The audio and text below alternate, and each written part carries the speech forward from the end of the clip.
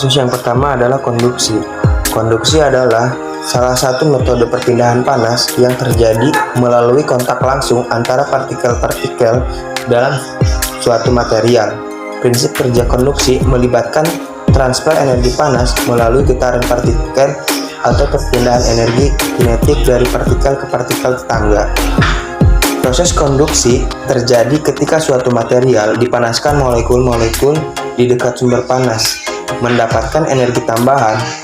Molekul-molekul ini kemudian bergerak dengan energi yang lebih tinggi, menumbuk molekul-molekul di sekitarnya, dan mentransfer energi kinetik mereka. Proses ini berlanjut secara bertahap melalui material hingga mencapai daerah yang lebih tinggi, di mana energi panas diserap oleh molekul-molekul yang lebih lambat. Kasus yang kedua adalah konveksi. Konveksi adalah salah satu mekanisme perpindahan panas yang melibatkan pergerakan massa fluida, gas atau cairan yang membawa energi panas. Prinsip kerja konveksi terkait erat dengan perbedaan suhu yang menyebabkan perubahan kepadatan fluida. Proses kerja konveksi dimulai dengan pemanasan fluida pada suatu lokasi. Fluida yang dipanaskan menjadi kurang padat dan cenderung naik karena kurangnya kepadatan. Di tempat yang lebih dingin, fluida mendingin dan menjadi lebih padat, cenderung turun.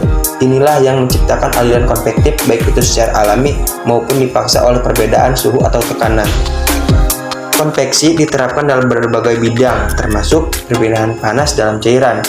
Konveksi sering terlihat dalam pemanasan ruang, air mendidih, atau pendinginan radiator.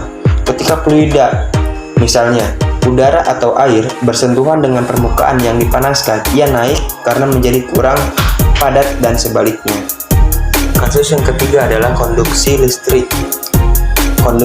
Konduksi listrik adalah fenomena di mana muatan listrik elektron bergerak melalui sebuah bahan tanpa perpindahan massa dalam bahan tersebut.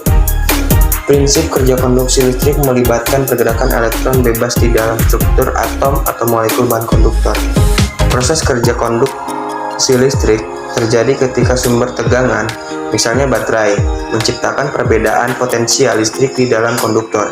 Elektron-elektron bebas dalam konduktor merespon dengan bergerak sepanjang arah medan listrik yang diciptakan oleh perbedaan potensial.